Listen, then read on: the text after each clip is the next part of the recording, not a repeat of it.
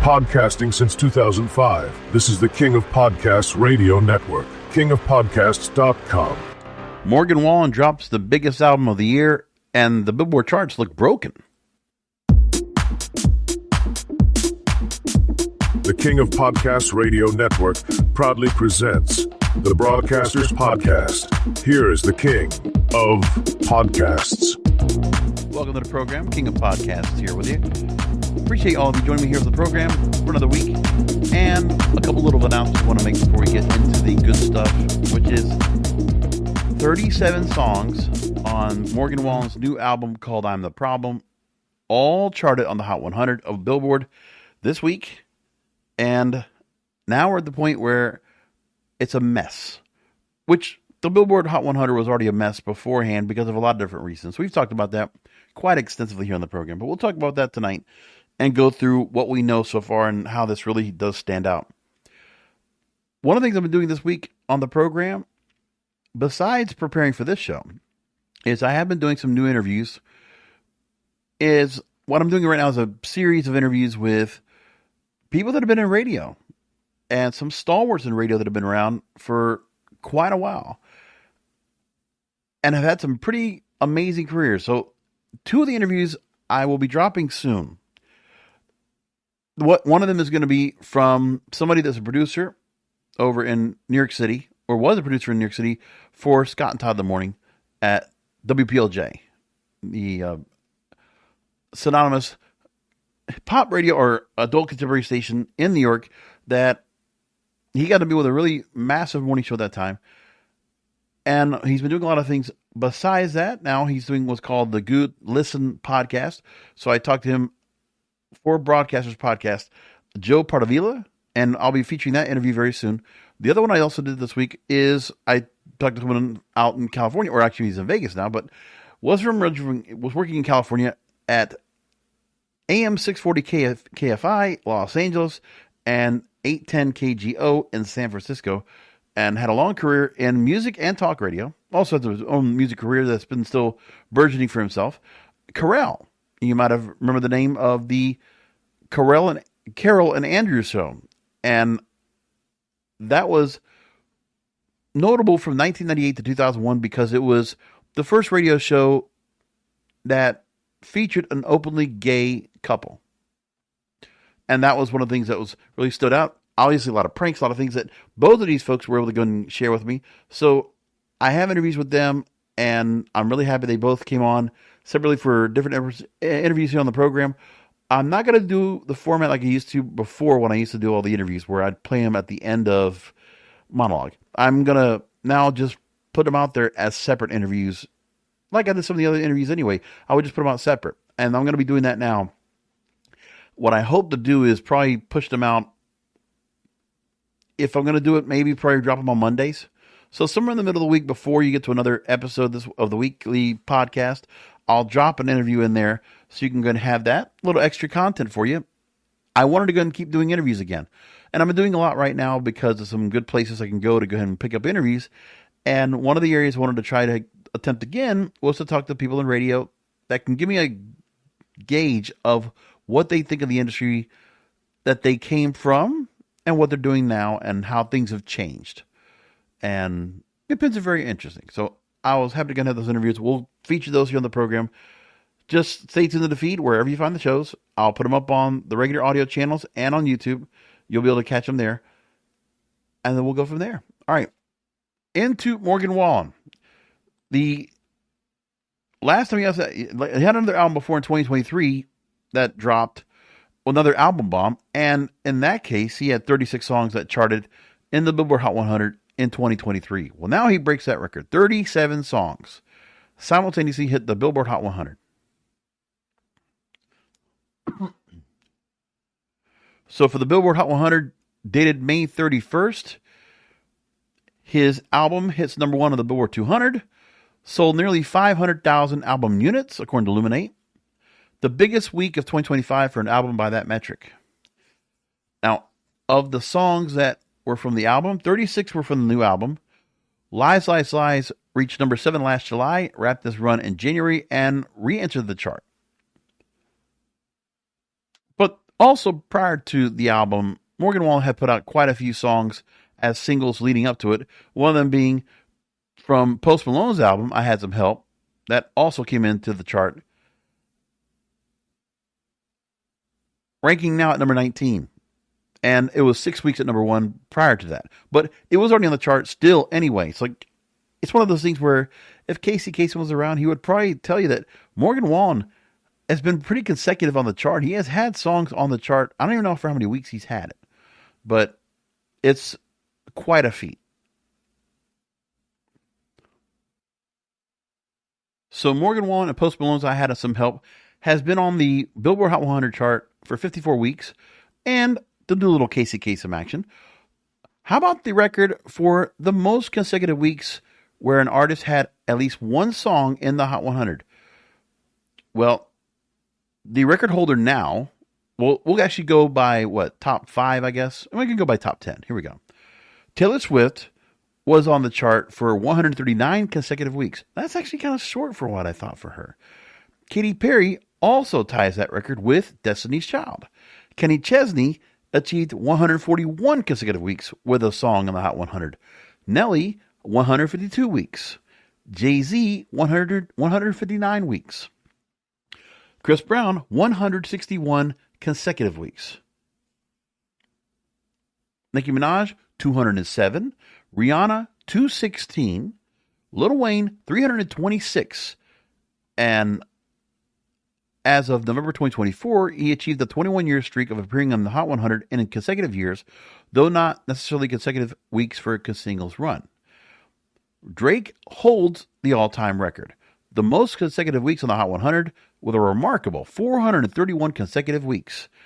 The streak ran from his debut with Best I Ever Had on May 23rd, 2009 to August 19th, 2017.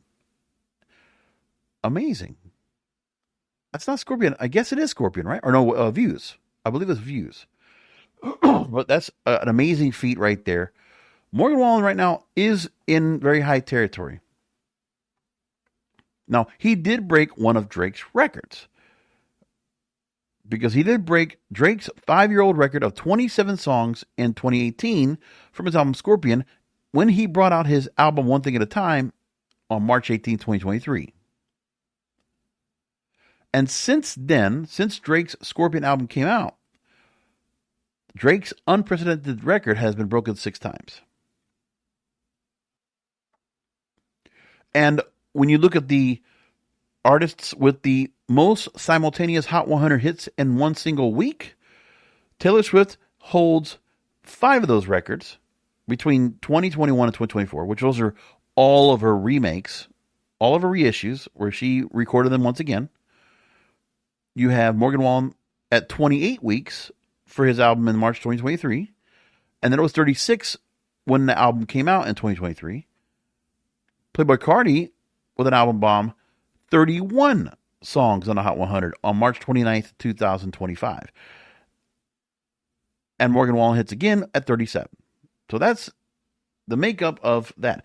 But see, one of the things that is very important about this distinction, which we're going to talk about in a little bit, is the fact that this really exposes the stagnation of the Hot 100 chart right now. Overall, it's saddening to see all that. 9 songs went in the top 20. 17 were in the top 40. So really significant. And seriously all over the place on the charts. So to sum up his career, he now has 105 songs that have charted on the Hot 100.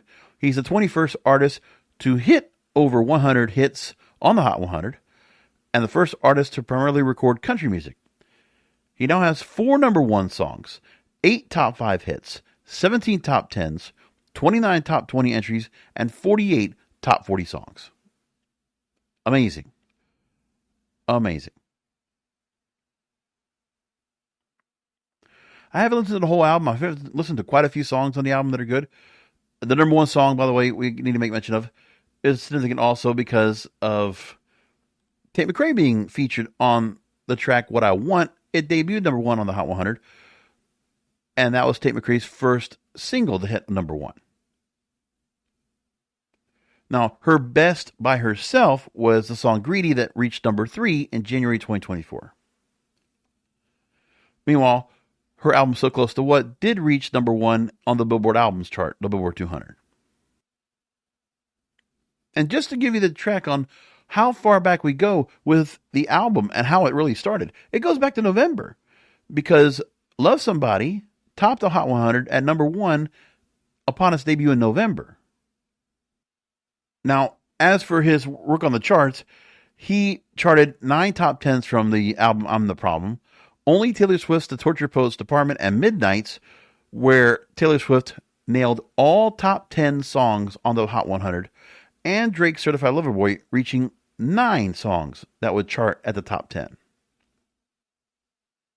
Now, we've heard of the record of the top 3 songs being occupied by an artist in the Hot 100, the Bee Gees, the Beatles. We've heard all about it. Well, Morgan Wallen becomes the first country artist to do the same distinction. 3 spots in the Hot 100, What I Want, Just in Case, and I'm the Problem, 1, 2, and 3 respectively. And that's the first time a recording artist of country music has monopolized the top 3 in a single week over the chart's 66-year history. Now, as of last week's official singles chart in the UK, which unfortunately I can't listen to that chart countdown anymore because BBC, Radio 1, and the folks at BBC decided to go ahead and make the BBC Sounds app dormant in the US and all other areas outside the UK. So now I can't even hear it unless I have to listen to it live. It sucks. But nevertheless, they also have Stagnation on their charts because it's just the way it is right now. And they're not even set up on the same methodology, because streaming and, streaming or YouTube plays are considered and weighed more on their chart than it would be radio airplay. But even with the album coming out as it did make a difference, because there were a couple of songs that were on there. Already, I Had Some Help was already on the charts for 52 weeks, got as high as number 2. And then I'm the Problem came in and re-entered the chart at number 79, and it had gotten high as number 44. And then Just in Case, which was in the album, and debuted at 75. But the highest debut of all on the album was the single with Tate McRae, which got all the way up to number 32. So it did debut the top 40. Big deal right there. And significant, because in the UK, since the last 2 years, they have really been adopting into country music more than you would imagine right now. And some of their own artists they have that have been really standing out. You'd say Alex Warren could be kind of fitting into that part. Miles Smith is also fitting into that part. It's very interesting. But there we go. And aside from the records that Morgan Wallen posted this week, we have other records that are in here as well. Shabuzi's A Bar song Tipsy has had a record-setting run in the top 5 non-consecutive weeks, 45 weeks on the chart. Teddy Swim's Lose Control has now been on the Hot 100 chart for 92 weeks. And that surpasses Glass Animals' 2020 hit Heat Waves. And only on this 92nd week does Lose Control, because of the Morgan Wallen album bomb, drops out of the top 10 to number 11 from number 7, 4 notches down. Now, what's very interesting as well is that Billboard this week, they did give a brief little summary of their methodology, so everybody knows what this is all about. The Billboard Hot 100 blends all genre U.S. streaming, official audio and video, radio airplay, and sales data. The lattermost metric reflecting purchases of physical singles and digital tracks from full-service digital music retailers. Digital single sales from direct-to-consumer sites are excluded from calculations. So now, with that said, that is the data they tell you that they are willing to go ahead and disclose as to how they calculate the charts. With Morgan Wallen, the sales were astronomical. That's why for Drake, for Taylor Swift, for Morgan Wallen, that's why when those albums all came out collectively, they did make a huge dent because the sales were astronomical. And streaming was also astronomical. Without any radio airplay. But then sales have to go and stay consistent, and streaming has to stay strong for a lot of those songs to retain where they are. So of those 37 songs, there will be some that maybe some might drop off or just drop a little lower. But the album bomb is going to have some staying power. Just keep in mind that, because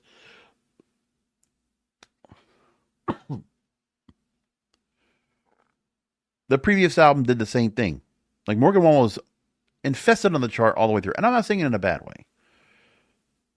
I never knew that he came from The Voice. I never knew that he came from The Voice in 2014. Was an amazing thing to see that. But there's also things to be said about that where people are talking about the artists that are standing out the most. So now we've talked about Morgan Wallen and the records he has broken and what he has done, the legacy he has left right now with the album. But let's get deeper into the Hot 100 and the issues that are with it. Because even Billboard has to go and admit, they put out a story. Jason Lipschitz writes about hit songs lasting longer on the charts, but why? So what's behind the mega hits, he says? You have to remember, Lose Control, Teddy Swims, debuted on the Hot 100 in August 2023. So SiriusXM and Pandora's Vice President of Music Programming, Alex Tier, I remember he used to be here at Y100. He was an iHeartRadio guy, I think, back in the day. He says the burn has been minimal. The audience reaction is something that we completely adhere to. Subscribers tell us they want us to hear and how often they want to hear it. And Lose Control is still undeniable, pure mass appeal. But that's been an issue all across the board. A Bar song, Tipsy by Shabuzi, Die With A Smile with Lady Gaga and Bruno Mars, I Had Some Help by Post Malone and Morgan Wallen, have stuck around after logging multiple weeks at number 1. Benson Boone's Beautiful Things, Gigi Perez's Sailor Song, Sabrina Carpenter's Espresso never reached the top spot, but have lingered since mid-2024. Luther spent 13 straight weeks atop the Hot 100. Quite a run here. And it just got dethroned this week, but even that Smash collaboration spent 12 weeks on the chart before reaching its peak in late February. So songs they're just songs that just stay up there and don't come down. But that's also a testament to the fact that the record labels are not putting out that much content. The major record labels that have all the promotional power, have the resources, have the money, they're not putting out a lot of albums. They're just not. I mean, even for the approach for Morgan Wallen, to have songs that just kept dropping. And then he drops the whole album and it's 37 songs. Incredible. On the Hot 100 dated May 24th, 0 songs in the top 10 had spent a single-digit number of weeks on the chart. The average number of weeks on the chart spent in the top 20 is 30.35 weeks. 5 years ago, it would have been 18 weeks. As we said, we're getting a drought of music. And one of the things we have to mention as well is that there's a lot of artists that are streaming, that are taking away some of the streaming right now anyway, because radio after COVID became completely irrelevant and has never been able to recover ever since. Honestly, it just really is that. When you think about the fact that songs can be streaming and continue to be streaming, that's the part of the methodology that Billboard Hot 100 has to consider, that they need to make songs become recurrent. That after a certain amount of time, those songs need to drop off the chart or go to a recurring chart, something else. But to stay charted up there, it's not representing the most popular songs in the Hot 100, because radio decides to go and continue to play songs and not drop it. Okay, that's one thing, but there's no refreshing of the charts. And even for the radio stations, they're not refreshing their playlists anyway. Not at all. And if they are, they're adding songs that have no staying power whatsoever, because they're taking artists that record labels will go ahead and try to push, but they're not getting any streaming behind them. And that's why they fail. And if you look at the radio charts regularly, like I do, you'll see that they also have the same problem, because they're not getting anything at all. As we know, radio does have their preference and who they're allowed to go and play. Among the songs that are still very popular, there are certain artists that they will go ahead and play themselves that are really not much more of, they're not paying attention to anything that's streaming. Not necessarily. They don't really care about that. The top 10 songs as of this past Sunday, May 25th, Doechii and Anxiety was the number 1 song on radio. Messy, Lola Young, number 2. Luther, number 3. Sports Car, 4. Ordinary, 5. Cry For Me, 6. Abracadabra, Lady Gaga, 7. Sorry I'm Here for Someone Else, Benson Boone, 8. Ed Sheeran, Azizam, 9. Twilight Zone, Ariana Grande, 10. That's a wild list. And if you look at some of the songs they have that are also in here that have been around for weeks, I mean, talk about 6 months. Wildflower, Nokia, 30 for 30. You have Maroon 5 and Lisa with Priceless, which I don't even know how that song even made any kind of dent. It's got to be just a pure radio airplay, not anything with streaming. Good News, Shabuzi. Of like new songs that are on this particular top 20 of this radio chart, you got Jesse Murphy and Blue Strips, which I think was 4 or 5 weeks ago. Raven Lene and Love Me Not. But like other than that, the Maroon 5 song is relatively new. Everything else, it's been more than double-digit weeks. Just what they do. American Top 40 chart, the Ryan Seacrest chart, the one I can't stand. Well, in the charts that they have, their countdown this last week, Luther was number 1 for their second week in a row. To me, Lola Young Messi was the number 1 on their chart. Dochi Anxiety, Luther, all the way. Oh, that was an extra. Excuse me. Then Chapel Roan's Pink Pony Club is number 4. Lady Gaga, Bruno Mars, Down with a Smile, number 5. Cry for Me, 6. Tate McRae, Sports Car, 7. Bad Dreams, Teddy Swims, 8. Lady Gaga, Abracadabra, 9. That's So True, Gracie Abrams, 10. They're very much behind on all this. And that's what they're going to do. And the other thing you got to make mention of was American Top 40 likes to go and throw extras on, which are like songs that eventually going to make the charts. So Lizzo's still bad. That's relatively new. But again, Lizzo's so major artist that, you know, they're going to put her song up there. It was only out a couple weeks ago and it didn't make any dent in streaming. So immediately go to radio airplays. See if you can save it. Squabble Up, Kendrick Lamar. That's last year. It's an extra now. I mean, that's just wild. Where they go and what they decide to go and put on as the songs they want to go and put forward. So that's their deal. It's crazy. I used to have a guy on YouTube that used to go and put these charts together, and I would get to see him. Like, there's the Billboard Top Charts guy on YouTube who's awesome. Shout out to you. And then there's a guy that used to have the American Top 40 where they would either put the charts out there where I could look at them, or they would have somebody that would scope the Ryan Seacrest countdown so I could listen to it in like 20 minutes. And it was great. But I wish we had that. But I don't know. The person that had, those people that had that on YouTube stopped doing it. And unfortunately, it's too bad they left. But those charts are all stagnant. So radio's not helping at all. Just want to make that point clear. So let's go into the other part. Rolling Stone. And I saw this article because I saw the content creator, Larisha Paul, who I didn't realize was over on the Switched on Pop podcast being featured there. But she put out a great commentary. And I was like, I didn't see this here, but I'm glad I caught her video talking about this. Why does everything sound like an audition song for The Voice? So there are pop releases, the perfect fit for contestants auditioning for television singing competitions like Alex Warren's Ordinary or Benson Boone's Beautiful Things. And so she makes a great point here.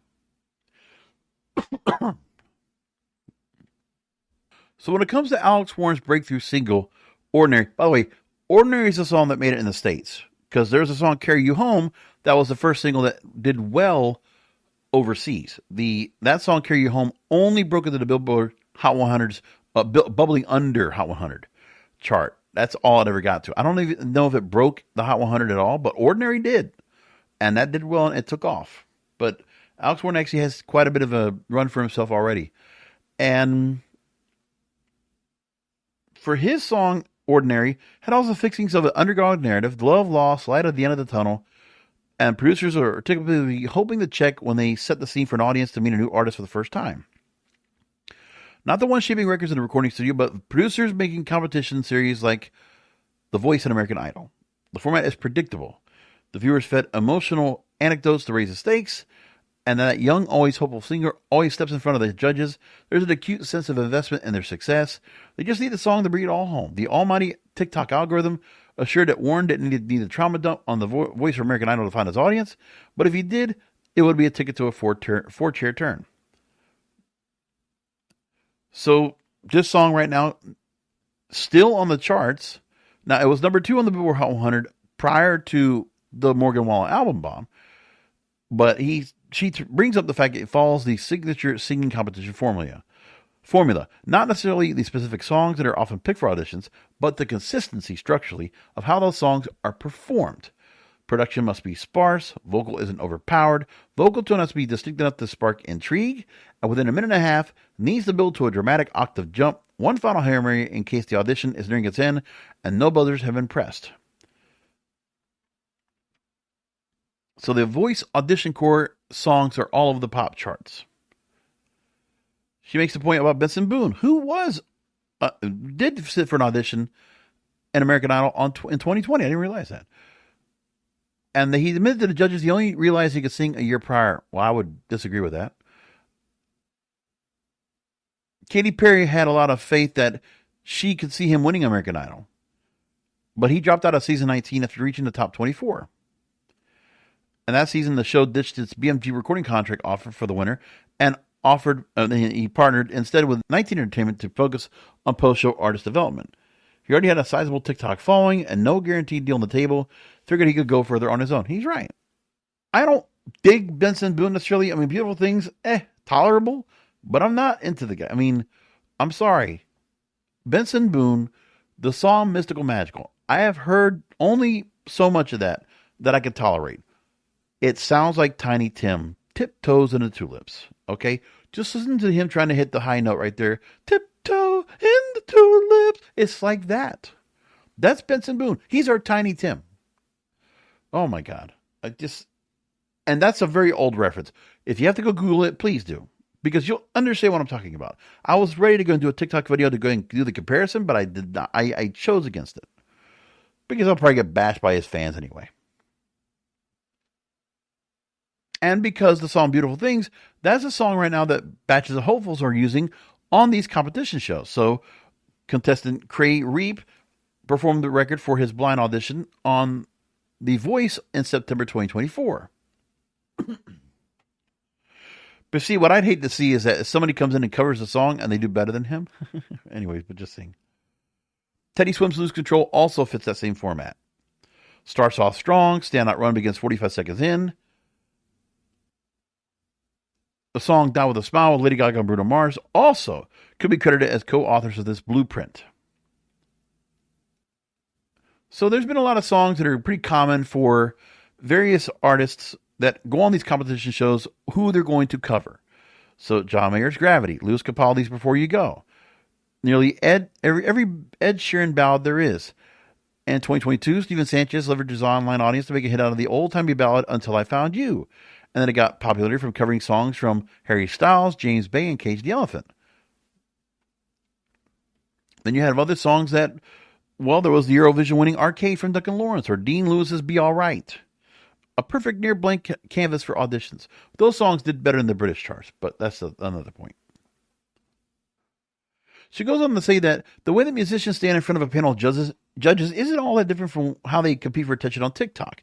Instead of trying to get them to turn their chair around or give them a yes, they're hoping to keep you from scrolling away. At least with these shows, they're guaranteed a minute or so to make their case. They have a few seconds at most, but a television audience is smaller. Right now, American Idol's viewership is only 5.5 million viewers for that show right now. It was 2014, they used to have 11 million viewers, and 25 million at its peak in 2004. The Voice now averages 7 million viewers roughly from last year, and 14 million when it was in 2014. And by the way, Christina Grimmie and Morgan Wallen tried out and appeared on The Voice. And meanwhile, TikTok has launched more careers in the past 5 years than The Voice and American Idol have in over a decade. And with TikTok, songs that wouldn't quite fit the competition series format, you have songs like Lola Young's Messy, Somber's Back to Friends, or Malcolm Todd's Chest Pain can still find a crowd that shares the same sense of excitement about potentially discovering an artist on the brink of stardom. You know, it's amazing that on TikTok, I see so many different artists that come up that I would have never noticed. But I notice that on some of my playlists, I'll pick certain artists that they give me a nice little vibe to them, and I'll pick up their songs. I don't know, some of them actually did appear on competition shows, but still, it's like, all right. And I'm not even making those shows. I don't have the tolerance to watch America's Got Talent or The Voice or American Idol. I did watch American Idol years ago when it was really hot, but not now. Yeah, when it was the number one show on TV, yeah, we were all watching it, pretty much. With some of the songs that are coming out, that some of these artists that are becoming very popular, getting major label or just some major mainstream success, that pop radio is trying to go ahead and engage the listeners of these competition shows, thinking they can still go with that. That's a 20-year-old format. I don't know if that really works so much anymore, but I mean, there's some artists that are still there, but I mean, pop music is just such a missing point. And the thing is, this is where pop radio just can't be alone by itself, because it really needs to have something more, which is why I've always said for years that pop radio just can't be pop radio alone anymore, because it doesn't have enough juice to withstand a format. You can't run a format on that unless it's a station that plays a lot of recurrence or plays a lot of gold records. So if you want to have new songs embedded with songs from the 2010s, 2020s, then you're an old contemporary station. You're a soccer mom station. But if you want to reach a younger audience, you need to keep songs within the last year or two. Honestly, that's how it used to always be with contemporary hit radio. It's not now. That's why it needs to be top 40 radio. And to not be afraid of the fact of songs being in the top 40 that might be from other genres. That's the other part we got to also think about too, where it can't just be a certain select number of rap artists or country artists or dance artists or whatever else there is. But radio airplay controls too much of the charts algorithm, of the methodology. It's very clear about that, and there's no changing about that at all. And it's unfortunate. Now back to the Billboard story about the song staying too long on the charts, or being there up too long. They interviewed the editorial lead at Spotify, Talia Cranes, saying that part of the explanation for the chart movement is the glut of new pop voices from 2024 spilling over into a new year. Quote, I think that 2024 was such a crazy year for pop music and incredible new songs and artists that was years in the making. Well, that's probably true, because you would have a point where when you have new artists coming through the woodwork like they did, I mean, we did have a lot of new artists come in just at the start of the 2020s with Billie Eilish and Olivia Rodrigo, among others. But like, then we just changed up here. Now we got Chappell Roan and Alex Warren. Tate McRae now is finally really finding herself once again from changing her sound up quite a bit.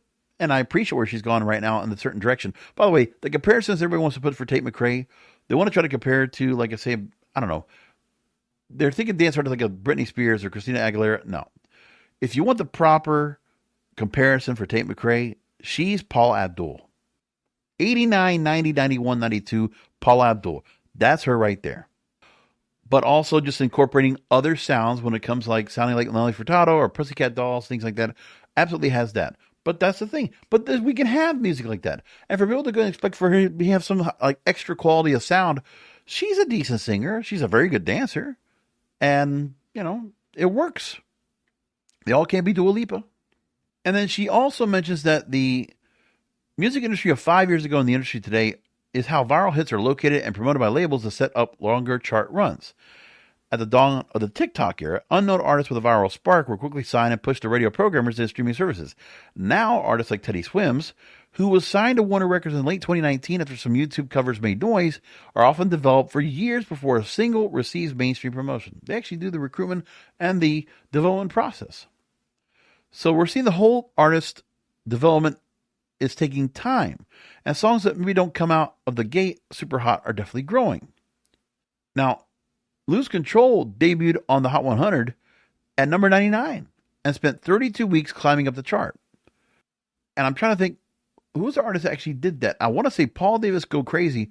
I Go Crazy was one of those songs that hit top 40 and just took a 26-week climb to get to the number one song. But I know there's other songs that have done the same thing. Well, they take that slow climb up the charts. Anyway, the streaming era, they also say, has included less distinction between singles and actively promotable artists and album cuts that have no shot at extended chart runs. But then what happened was, okay, here's something that happened. Last year, Billie Eilish had her Hit Me Hard and Soft era with Lunch as the single that they pushed out first. But the fans didn't really embrace that song. They went with Birds of a Feather on streaming services. So then they pushed radio.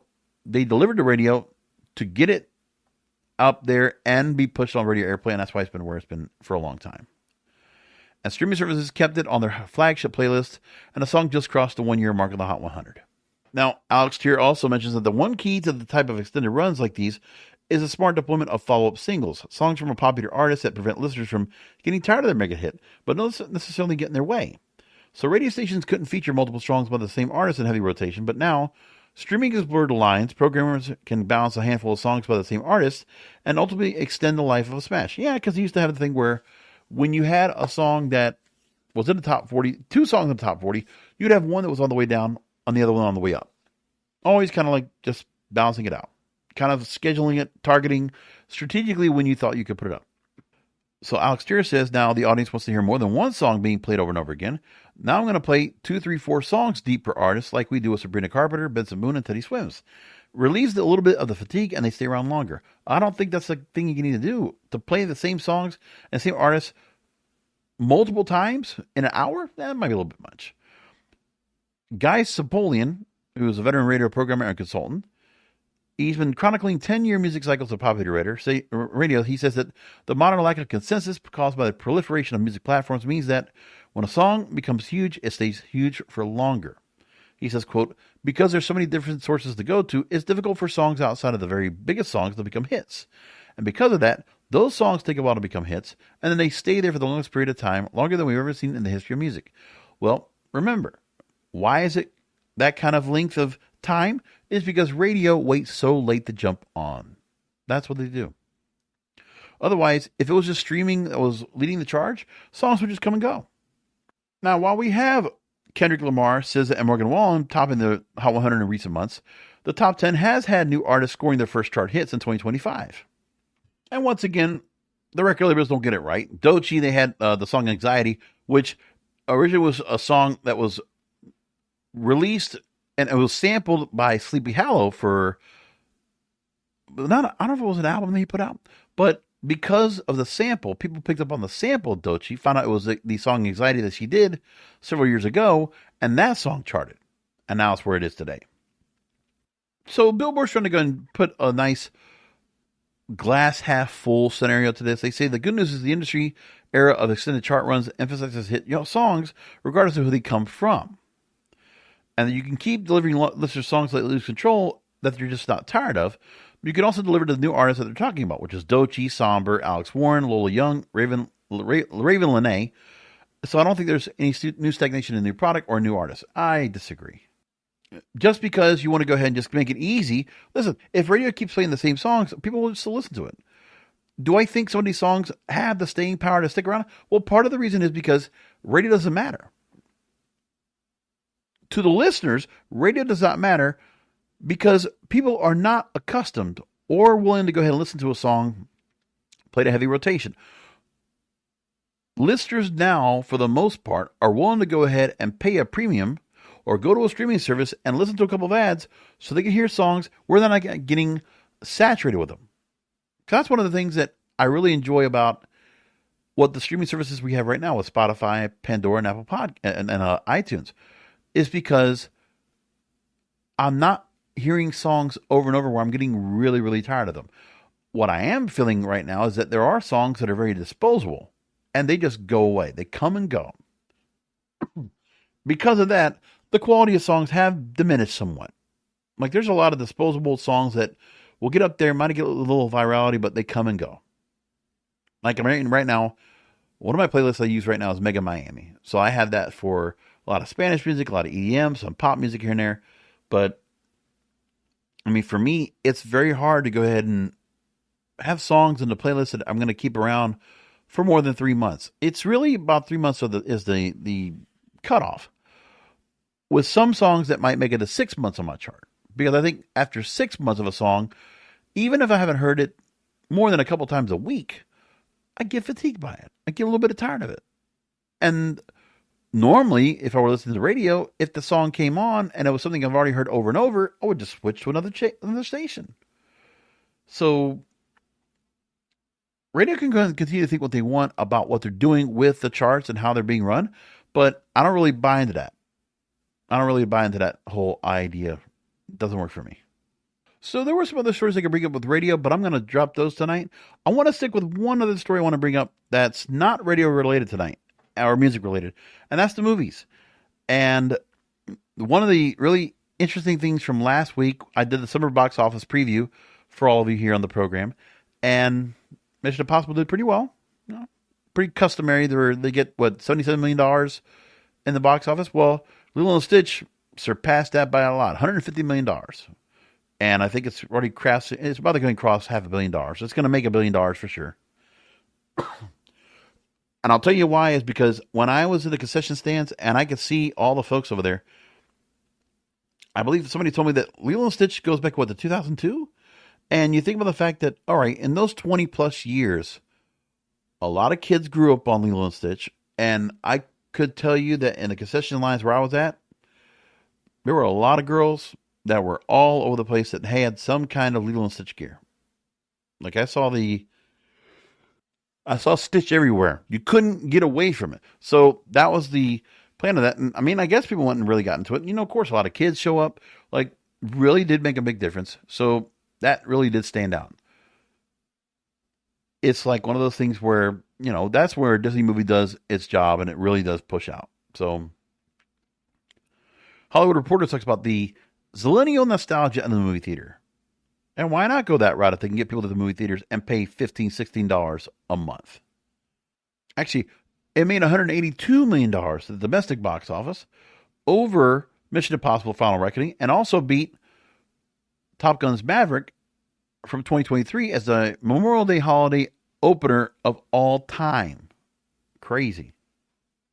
But there weren't any other movies that really catered to kids or families since the Minecraft movie already came out 2 months ago at the start of April. So it's kind of like dropped off. But Lilo and Stitch, even though people did pan this movie, it did do the job.